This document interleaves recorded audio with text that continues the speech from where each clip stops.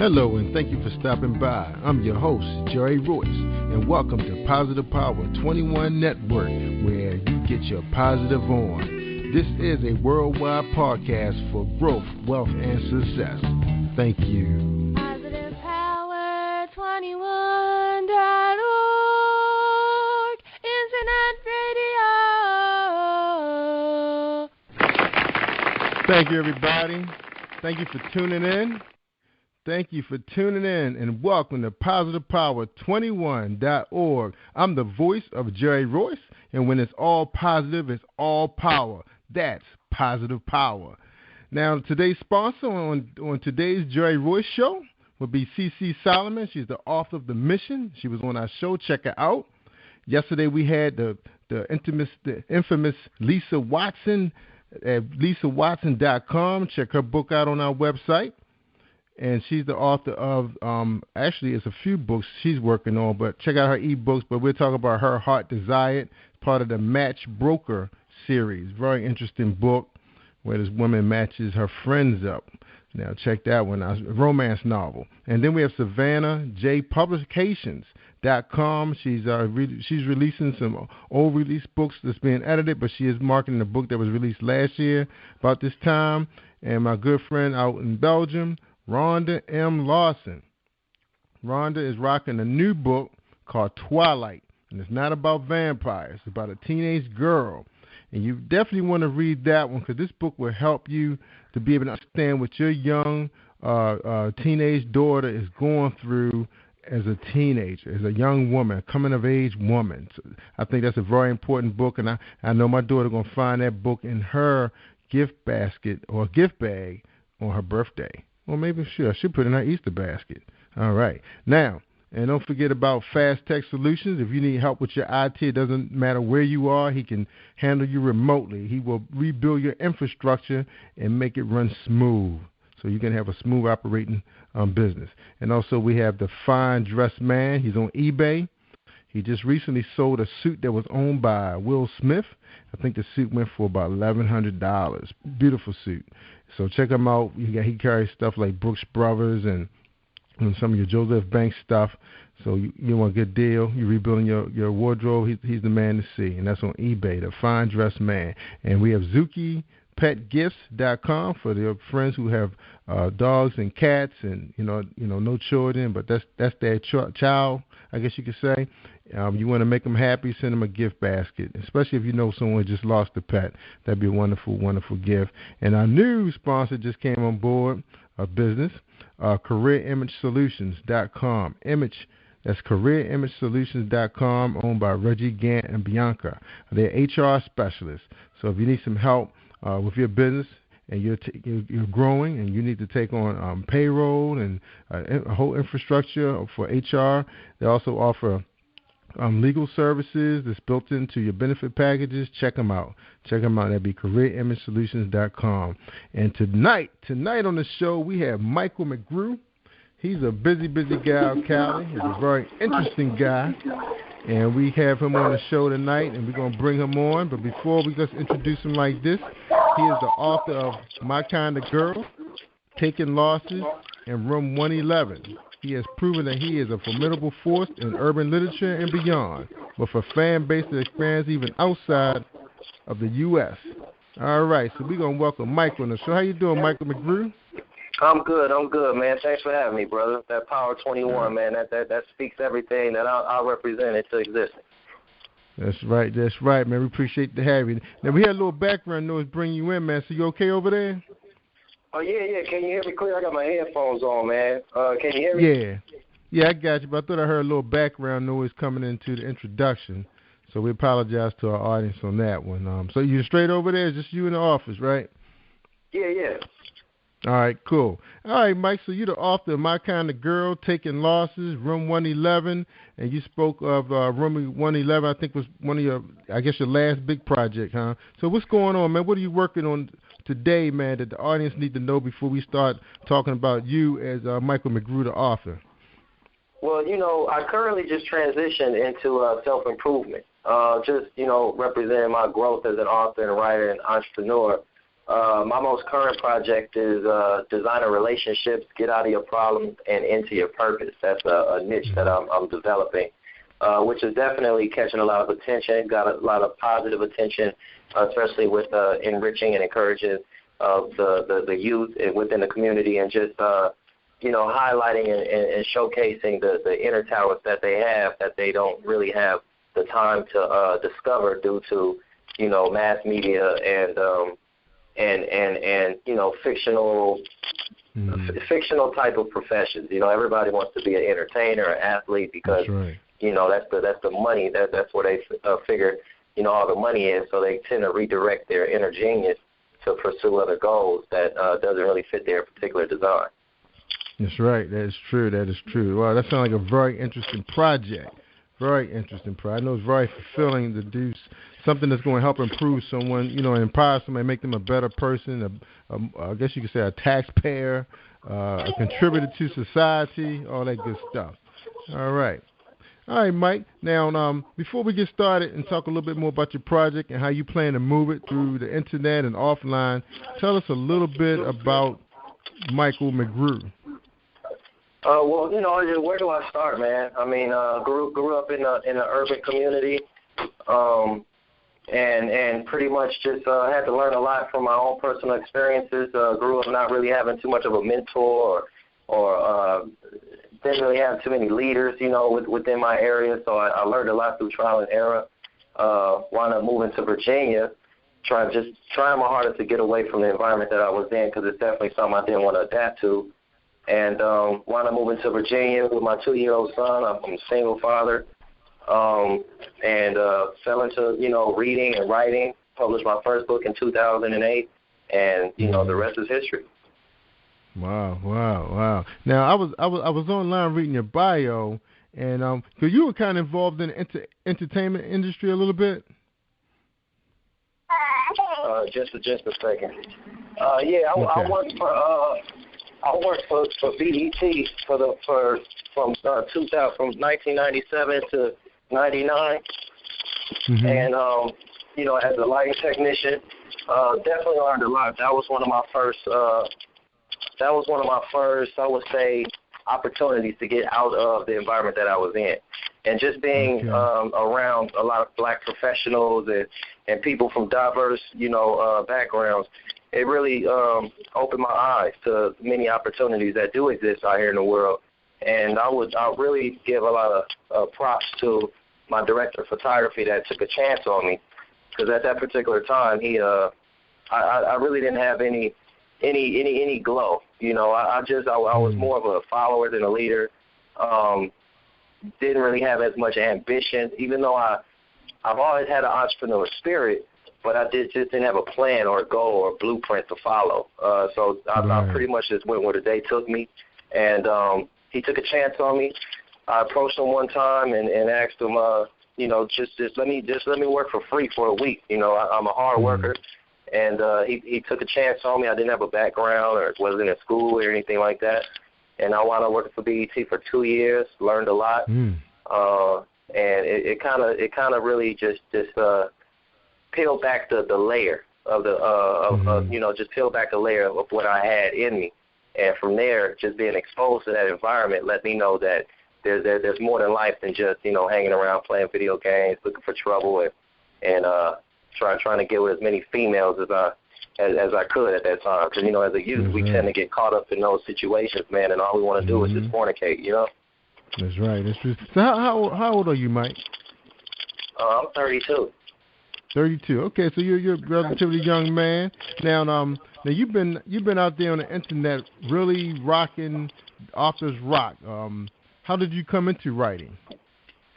It's funny you mentioned that. I just, first of all, I have to, my grandmother used to be a very, very avid reader. I mean, she used to read a book a day. And, my dad used to always send me books. He retired from the military and wound up, residing in Virginia while I was in Los Angeles. Him and my mother didn't work out too well because actually she suffered from toxemia and fell into a coma when I was born. She woke up out the coma not remembering who he was which estranged, which kind of, really took a toll on their relationship. That's why they wound up splitting up. But he used to send me books to Los Angeles, and I was around all these signs. God tends to steer us in the right directions or plant seeds in our spirit that we can't really focus enough to form the harvest. But over the years, we tend to learn ourselves and our behaviors and our characteristics. And I've always had an interest subconsciously, but didn't get involved into writing until my mid-20s. Actually, I was at a library, and I've always been a good storyteller. I've always wrote poetry. I never really been into the educational system. Classrooms tend to bore me, so I use classroom time to write poetry pretty much.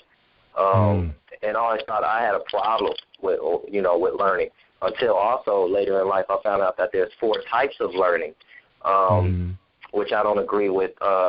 Kids being diagnosed with ADHD and things of that nature, you just don't cater to their learning style. Me personally, I'm an action learner. I need to be involved. I'm a hands-on type of person. Internships would have been my best route to go. But anyway, I was at a library and seen this attractive young lady, and me being a ladies' man that I was back then, I wanted to approach her, and finally mustered up the confidence after I noticed that the book that I had was upside down, so that was a telltale sign right there. Anyway, I mustered up the courage to approach her. I gave her my number. She wound up calling me a few days later, and we hung out on the phone, talked like high school kids for a couple of days, and finally she agreed to stop at my house to pick me up before we headed out to a movie, and just her intelligence and her personality made me want to be better than how my character was displayed at that time, So on her way to my house, I wound up putting books and textbooks and everything and polishing up my living room to make it seem like I worked harder than I really did. And she knocked on the door, came in. We talked briefly for a second before she picked up one of those books and started questioning me about it. And to my surprise, she read 2 or 3 of the books that I had on the table, and I had no clue what she was talking about. And she called my bluff, and we giggled it off, and it didn't really affect our night, But when I got home, I reflected and just thought, hey, look, Mike, instead of faking it till you make it, why don't you fake it till you become it? And instead of being a entrepreneur, be that entrepreneur, be that guy who actually knows what he talks about. Wow, deep, man. Honesty is a dish best served warm, so instead of just, talking about things, just actually have some knowledge and know-how about what you're talking about. And from there, I just said, well, I really would like to write a book. I think we all have a story in us. And from there, I reached out to a close friend of mine, and he gave me some advice, and I started writing my book and finished it in 4 months. Wow. So the slogan, Author Rock, is the slogan promoting literacy, is a goal that he plans to continue as he's joining forces with organizations nationwide. So you have a real concern with the young people also then when it comes to authoring books and writing and reading books. Yeah, absolutely. I mean, like I said, if God brought you to it, He gets you through it. And He's been planting this seed in my spirit for over, I would say, well over 10 years. I was a single father at the age of 18. My son's birthday is 3 days before mine, so he was an early birthday gift. And I gave up everything, making him a priority. So I pretty much, being a young man, I've learned to give. And it's not bigger than it's bigger than me. So I became and it stuck with me. It's actually, being a single parent molded me. It made me the man who I am, and I give my son a lot of props and respect because he actually added a lot of value, to my manhood. And, I served. So everything, my whole life consisted of him first, be responsible now, have fun later. And since then, I just have this diehard passion for learning so I can, pay it forward. And kids are just so innocent and our hardcore beliefs. It actually enabled me to start my organization, which is the I Am Project for Literacy.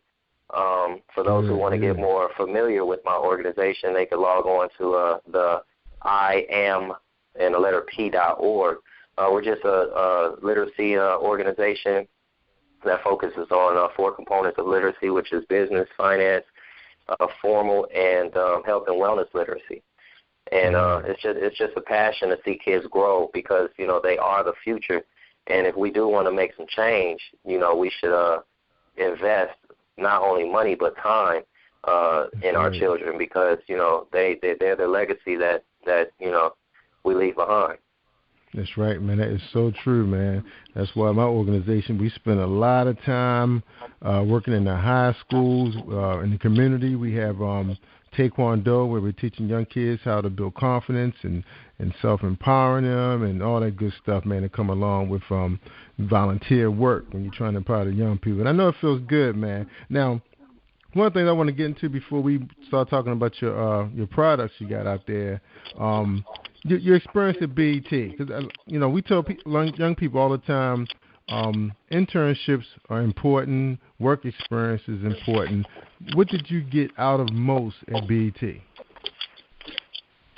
I learned most important. I'll tell you one thing I learned, which I think a lot of people, especially in our community, should take heed to. I learned a lot from white people, man. You know, and I mean, I'm being as honest as I can. I learned a lot from white folks, man. And you know, when I was at BET for 2 years, I started off at Teen Summit, did a couple Sprite nights, did a lot of comic views, and then we landed our first contract in '99 called Live from LA. It was a talk show hosted by Michael Collier. And you know, me and Mike are still close friends to this day. But you know, every day I would, you know, I lived in this area, a very, very violent area called the Jungles in Los Angeles. Matter of fact, it's an area where they film Training Day. Yeah, I remember that. You know, and that's where I live. And I used to literally catch 3 buses from South Central Los Angeles all the way to Burbank. This was like an hour ride away. And I was that eager and that ambitious to just do what I had to do to you know, get a taste of another life or environment. You know, I've always wanted better for myself. But one thing I did learn was every time I went to the studio, the blacks would just be dressed to impress, man. You know, and you know, Fat Farm and suits and one thing I noticed with the Europeans were, you know, they wore the same almost the same outfits every day.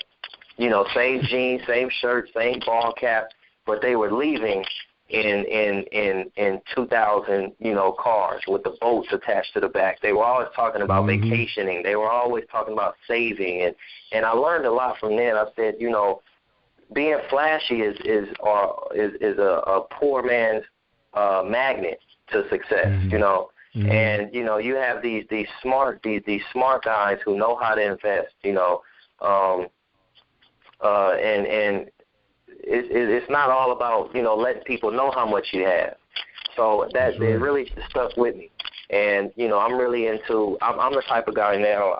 I wear my sweats and my tank tops, and you know, I don't mind. I don't want people to look at me as a target. I don't want people to judge me based on what I have. You know, I let my intelligence speak for myself. And you know, you could catch me one week with a full beard, you know, scruffy hair, you know, but I still walk around with the confidence of a billionaire. You know, because I know, it's in me, it's not on me.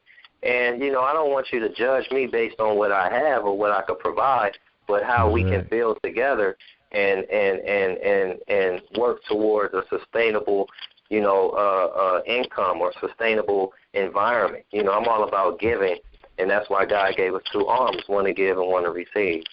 That's right, man. All right, so the big lesson there was watching how the white people roll. Yeah. All right. Hey, they've been taught the game. It's in the bloodline. And it's funny, man. You mentioned that my son was up against this white guy was coming out from the West Coast. He had film. He had a lot of film experience. And my son, he had I say maybe 9 years of audiovisual experience as a specialist. With the experience in his church, he worked at Reginald Lewis Museum and in the AV section, and he did some work with ESPN for the football games, I think college and the pros. So, he was attending Morgan State at the time, Morgan State University, when he was doing his internships. So what happened, he was up for a job with one of the largest defense contractors in the country, maybe the world, and it was in communications. And those openings don't come up that much. And when they do, they small staffs, and pretty much everybody have to do everything. They have to know how to do installs, like run cables, install monitors, TVs, everything they need to get events up and running for the VPs and the presidents, right? So anyway, making a long story short, it came down to him and this white guy, and they say he came to the interview. He had long hair was blonde. He had all this experience in the film industry coming out of California. He showed up in a pair of khaki shorts and sandals for the interview. My son, the night before, my wife and I made sure that his suit was pressed. It was hemmed correctly. His shoes were shining. His white shirt was crisp, and he had a good-looking tie on. And he's young. He's a young cat. He was just fresh out of college. All right, shows up, goes up against the cat. Find out after talking to the interviewer, the boss, that his stepfather actually played on the softball team with him. So exactly. So he had the connection right there, and then at the same time, my wife is like a really, really strong worker there, and her reputation alone got him the interview. So to make it, on a good note, he got the job over the guy, but it was a struggle. It wasn't that easy. It was still at this guy's experience, but what it came down to was the company said they wanted to start bringing in some young people because they knew it was going to be a time when everybody was going to retire at the same time, which pretty much that stuff is happening now. And he got the job based on the fact that we're looking for somebody mature, but at the same time they wanted somebody young. Who had. Hey man, that's the politically correct statement. Put it like this: if these Ivy League, families and it starts from the top, and they it's a natural order of things. You can only be upset with our current state in the socioeconomic times, in our community. See, we don't stick together. As blacks, and it's a sensitive subject because a lot of people don't want to talk about this, and then as soon as a black person talks about this, they're considered racist. But they fail to realize that it's impossible for a black person to be racist. We weren't even included in the race to colonize in America. That's right. That's where racism comes from. That's right. So you have to look at it. You're going to look after your peoples. It's just natural. So let's just say if I own a corporation. I went to school with a buddy. He has a son that just graduated from college.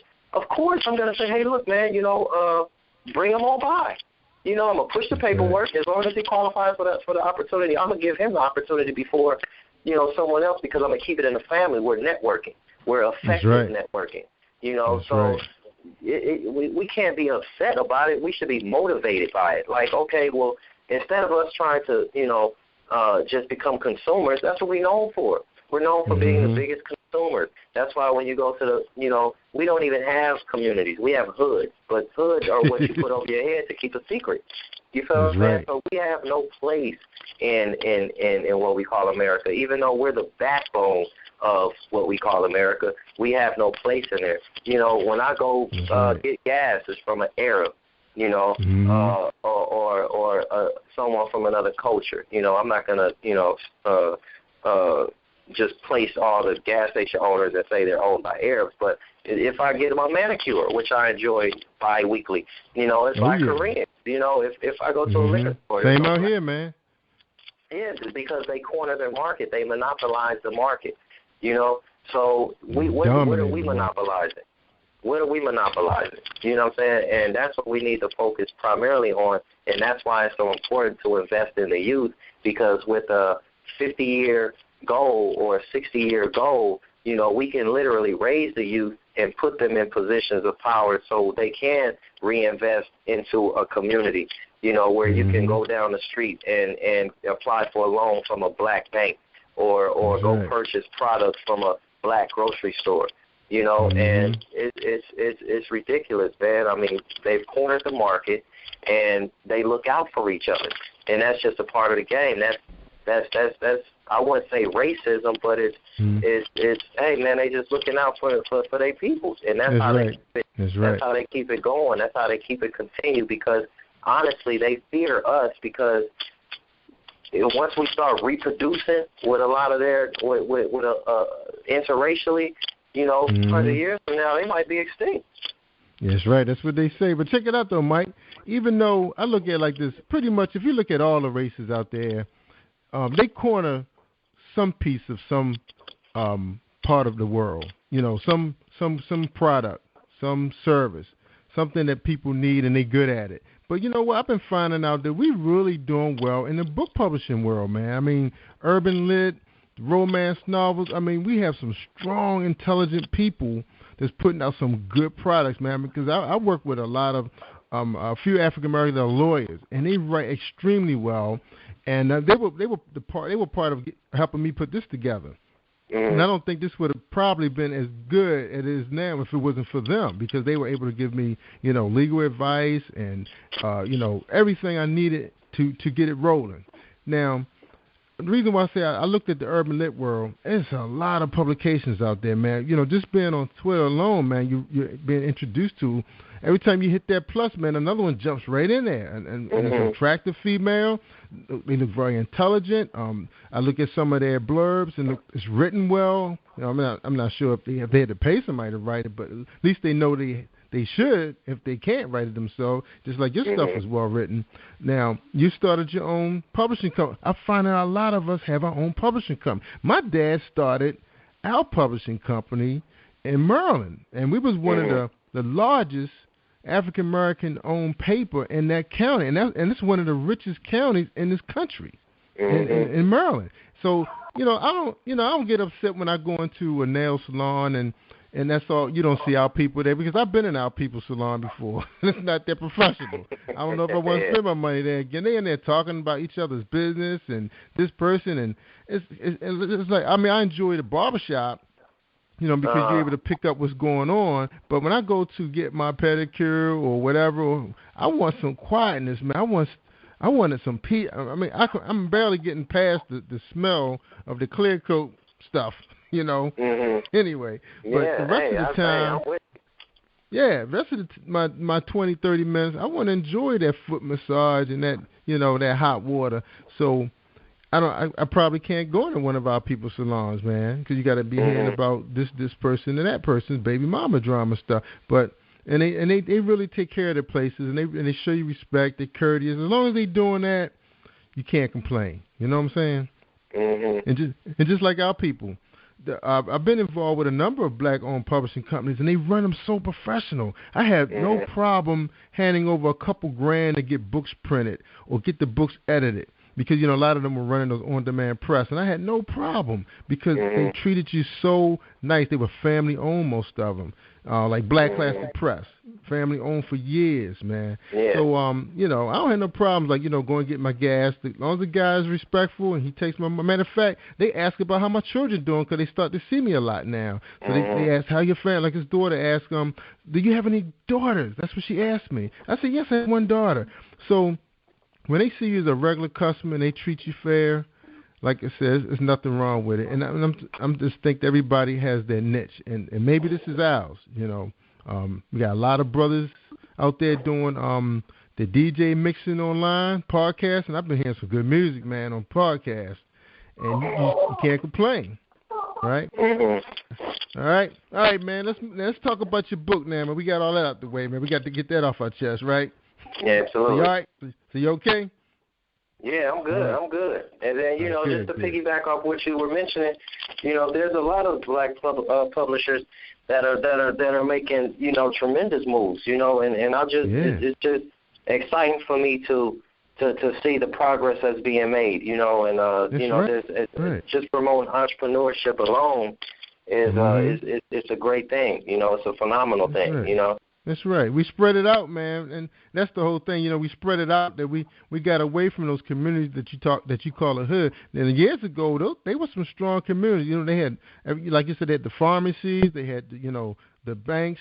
We had our well, we had no credit unions, but we had our liquor stores and our big churches that were supporting the communities and the daycares. We dominated in the daycare industry. That's our thing, you know. Yeah. You see all kinds of races of kids in daycare. So we doing pretty good, man. We're not doing bad. I see our people driving Jaguars and Mercedes, and they're not selling drugs. So we doing okay, man. We moving in the right direction. All right. Yeah, absolutely. I'm not totally disappointed, but it's just a point of reference that things could be a whole lot better.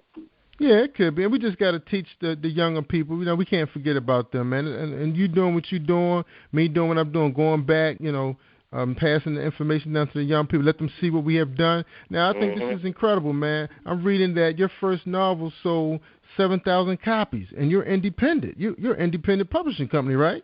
Oh yeah, man. We did 5,000 our first. Oh, I did 5,000 my first year.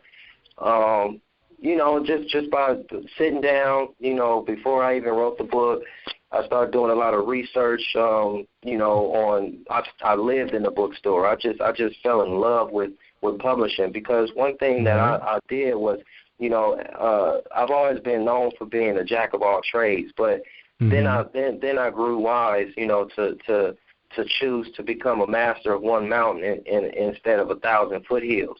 So, that's right. Once I decided or chose publishing as a career, we all might have, we all know millionaires have more than one hustle, but publishing is something that I chose to be known for. So I decided to just, learn as much as I could about it.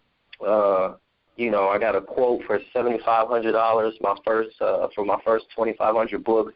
I wound up getting a job at a furniture store. I was a salesman at a furniture store for about 6 months. I mean, I was the highest earned salesman in less than 2 months. I mean, I sold everything, man. I had a goal. I was selling foam pillows, mattresses, pictures. I would have sold my name tag if the price was right. And I was determined. I had a goal. I wound up paying the printer $7,500 in about 6 months. Gave my 2-week notice in. I fired my boss. Within 2 months, I had a whole schedule of where I wanted to sell books. I utilized my time to scout highly densely populated areas within my TMZ, which is my 30-mile zone. And as soon as I got my books, I hit the ground running. I sold my first 500 easy because friends, coworkers, people you talk to, and I tell authors all the time, if you don't sell your first 100 books within 2 or 3 days, you need to find better friends. Everybody has at least 100 contacts in their cell phone. Right. So, I sold my first 500 just really fast, and then I created a schedule for myself. I was working Monday through Thursday. I was downtown from maybe 10 to 1. Downtown Virginia, Norfolk, Virginia. Thursday through Saturday, I was either at women's bookstores and the beauty salon. Saturdays was a very, very busy day for me because I circulated bookstores, and then I caught wind of Steve Harvey's Still Trippin' tour. I wound up following him wherever he was. It was North Carolina, South Carolina, Philly, Jersey, and then I topped it off with Richmond at the Landmark Theater. And that kind of I really excelled. I sold a lot of books just selling outside of where Steve Harvey was performing. And how you set that up? Well, I wasn't affiliated with Steve Harvey, not by any means. I just looked up his tour schedule, and wherever he was, I was. So you were outside. So you were outside, or you were inside the venue? Well, I was outside. I was outside. Yeah, and as soon as it was over, man, people just started coming out, and that's when I just my sales pitch. I had a 30-second sales pitch, and I tell people all the time, man, your elevator pitch is everything. Nobody wants to hear it, man. Let's hear it, Mike. You still remember it? Oh yeah, man. I still use it, to be honest. I just it says, hey, how you doing? I'd like to talk to you for a quick second. Have you read My Kind of Girl? And of course, naturally, they're gonna say no. No, I haven't. And say, hey, well, my novel, I'm a self-published author. I used to always lie too. I sold over 2,000 copies this month. My book is about two guys who fall in love with the same girl. I'm sure you can relate. But I wrote it from a man's perspective, so I give insight based on why we disregard our integrity and principle when we involve ourselves with women we're not supposed to be with. And I had different pitches, for women, men, older people, younger people. I always made sure to point out the fact that they also make good gifts. Men are naturally looking for deals. Women are the biggest readers. So I say, hey, for $10, man, you can get laid. And a lot of guys, man, they would fall for it. And I'm a talking machine. So what happens if you have a couple standing there in front of you, and it's an older couple standing, listen to you pitch another person? I mean, how would you handle that? Well, I would engage them. I really, I learned to entertain. So what I would do is I would have someone, if I was talking to one person, I would naturally have about 5 or 6 books with me. But most of the time I would have maybe 2 or 3 because you want to appear as if you're selling out. So if you have 5 or 10 books in your hand, obviously you're not selling that many. I always kept at least about 3 to 5 books with me. I also kept paper in my books, write down email addresses. But if I was talking to a couple and I didn't want the other couple to walk away because I was talking too long, I would hand them my book and act like I had to reach in my pocket. I would definitely engage them and have them, hey, can you hold this for a second? Let me reach in my pocket and get a pen. And then that just kept them there, Right, and then I would go back and forth and engage. I would even do contests. One of my biggest questions, my movie trivia questions, will be, what 3 movies did Woody Harrelson and Wesley Snipes play in together? Those 3 being Money Train, Wildcats, and White Men Can't Jump. White Men Can't Jump, yeah. Yeah, so that that movie trivia would definitely get people involved. But 9 times out of 10, even if I gave a book away, even if I gave that book away, I would still sell 3. So every book that I gave away, I would sell 3. Yeah. Wow. That is great, man. That's how you do it, man. That's how you hustle. And 7,000 books, man. That is a lot of books, man. That was your first book. How did you do with your second book? What was that? Was that visionary? Is that the word? Is that the book? Yeah, Taking Losses. Taking Losses was my second novel. A little underrated because I wrote it for men. It really doesn't matter how many. Well, I sold close to, I think, 1,200. I sold 1,200 of Taking Losses. But my son just recently read it and he loved it. He learned a lot from it. In that particular book, I talk about morals, principles, and integrity.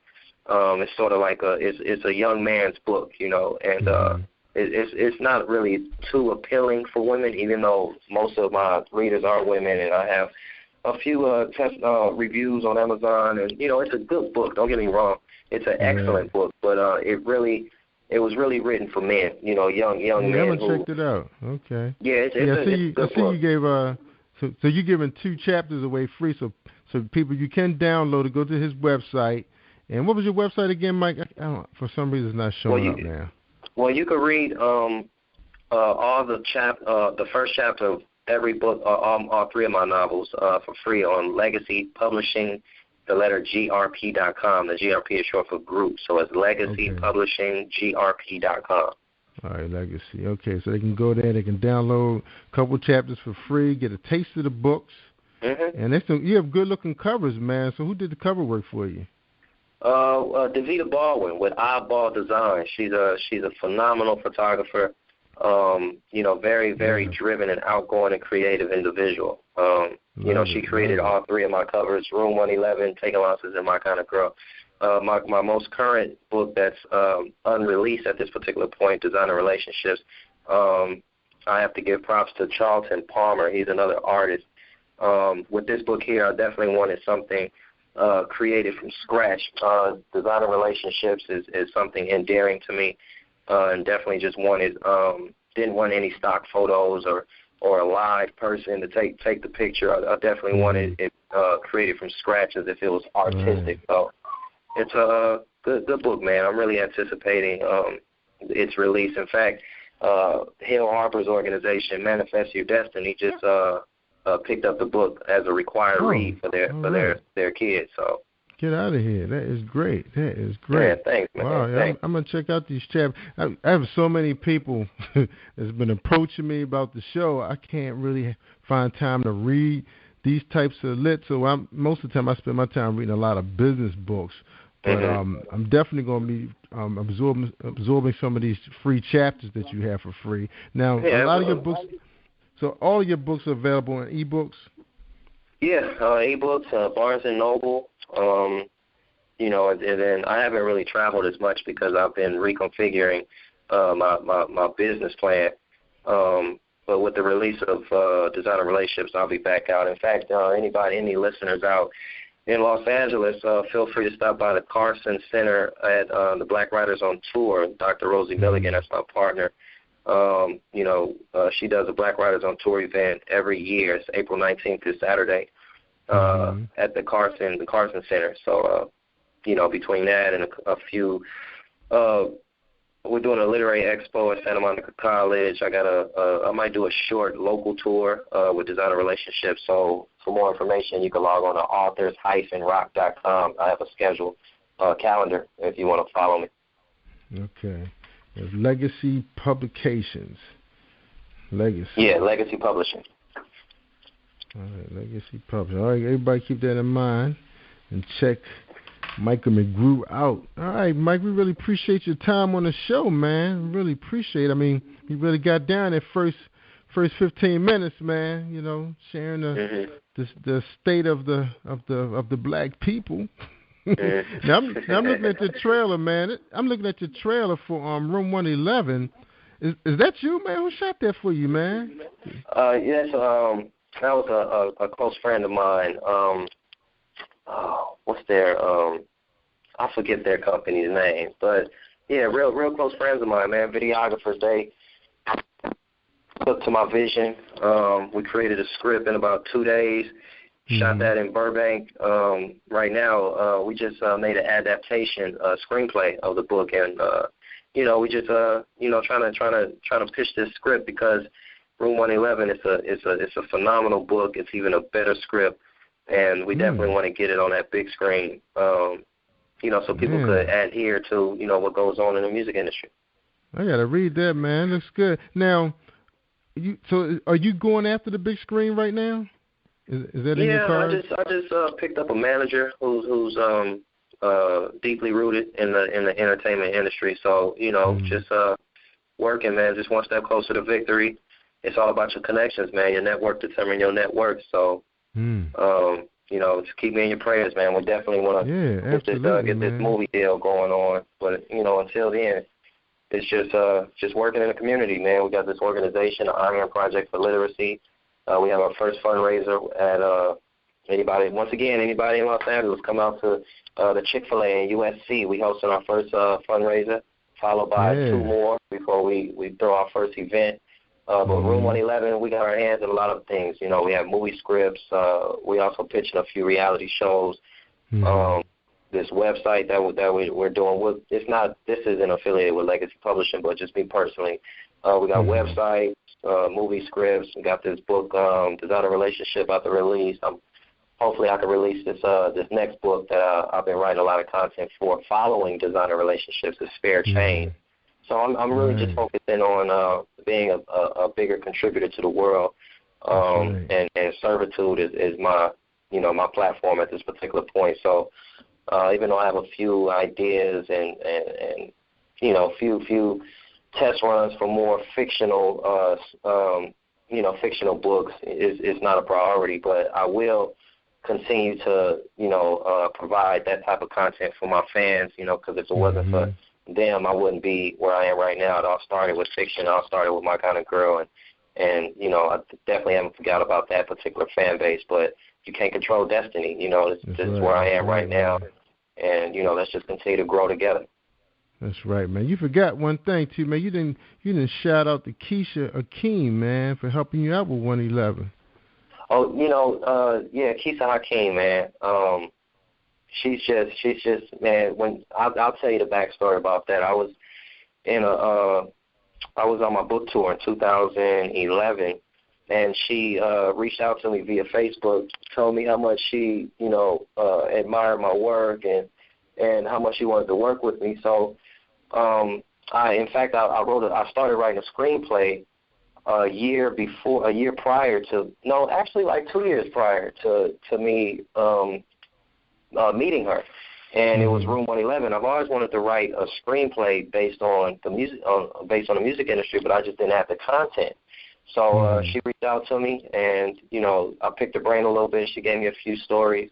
We went back and forth via email. She sent a few emails that really intrigued me, and that's Room 111. I combined a few things that she mentioned to my plot line, my storyline, and my character development, and that's where Room 111 came from. Yeah, man, that's an awesome trailer, man. Now, if you can't are you interested in using some of the tools available with the internet, like webisodes? Because that seems to be kind of popular. I'm just, it depends. I just, at this point, I thought about it, but I don't want to overwhelm myself. I'm not a film student, or neither do I have the time to just shoot out these webisodes, because the format for webisodes pretty much is just views. You want to utilize the internet to get views, because your high viewership will get you maybe a deal to where you can monetize on Facebook, or you can possibly utilize that content to pitch, for an investor, things of that nature. But I just don't have the time between, my family and a few other projects. I just I'm comfortable where I am now. I thought about it before, but I just it didn't click, and I'm a big fan of intuition, and I consult with myself, something that I used to ignore, and I paid the price. But now, if my intuition doesn't agree with it, then we just got to keep it moving. That's right, man. I respect that, bro. Well, ladies and gentlemen, that's the man of Authors Rock, Michael McGrew. He's doing it all. Check out his. You can Google Mike. He would definitely come up. You put author Michael McGrew, you won't have no problem finding Authors Rock. And there's 3 books downloadable. He has his other project coming out, Designing Relationships. Don't forget about my sponsors on the home page. I appreciate everybody tuning in to Spreaker.com/user/positivepower21. And Mike, you definitely got the power. Definitely got it, man. I appreciate it, bro, for you coming on here, man. Oh, man, thanks so much, man. I definitely wish you the best, and Power 21 has my biggest support. Anything you need, just, you get to pick up on the first ring there. Absolutely, man. And before you go, man, can you leave my audience with your, I guess you can lay some wisdom down on them before we tune out. I'll just end it with a quick quote, man. If you allow your problems to come between you and your purpose, then your problems are closer to your purpose than you are. Just stay on top. It's too crowded on the bottom. That's right, man. Amen to that, man. Wow. A great show, Mike. Great show. And we'd like to have you back, man, when you get some other things going. We'd like to hear how your latest project, Designing Relationship, is doing. Ladies and gentlemen, pick it up. He's definitely going to let us know when he releases it, and we'll definitely make sure we have it out there on the home page so you can cop that. All right, this is Jerry-Royce, Positive Power 21. You were listening to Michael McGrew and the voice of Jerry-Royce. Take care, everybody. Thanks for tuning in.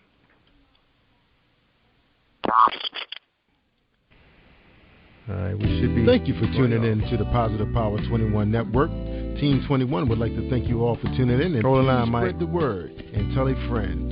This is Jerry-Royce at Positive Power 21, where we get our positive on.